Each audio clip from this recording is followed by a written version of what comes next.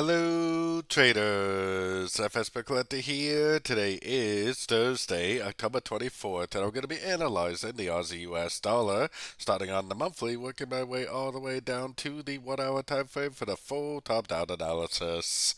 But first, don't forget to check out my website, fxpipcollector.com, if you would like to get access to my swing trade signals, my daily members-only live streams on Zoom, and my 34-video trading course, all included for only $30 per month.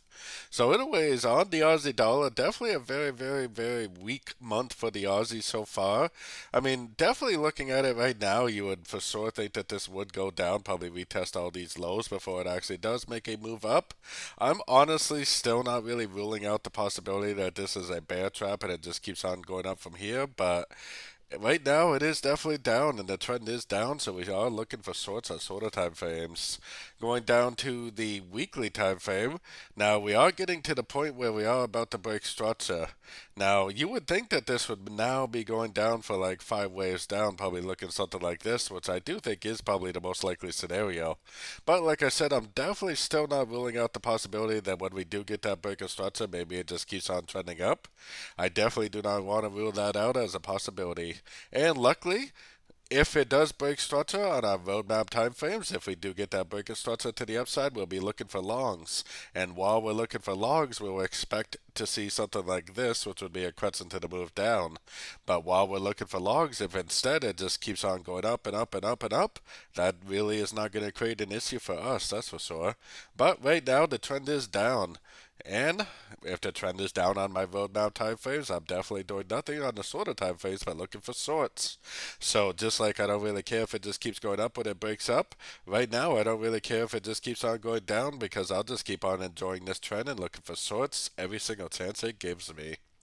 Going down to the 4 hour time frame. So on the 4 hour time frame, even on the 4 hour, we have no break of structure. I mean, we have a structure here, definitely not broken. For me, the last major structure is up here, so that structure is also still not broken. So on the shorter time frames, I'm definitely still looking for shorts in a downtrend. Going down to the 1 hour time frame is where I got my Fibonacci retracement on the last impulsive move down. Now, I would expect this to break structure at some point, but I definitely wouldn't trade, going long trying to assume that it's going to go up and break structure because this move up right here could easily be a crescent to this last wave down. This would probably be a wave A, but if it does end up making some sort of a three-wave pattern like this, up to a Fibonacci retracement level and then an engulfing move down, you better believe that I will continue to look for shorts.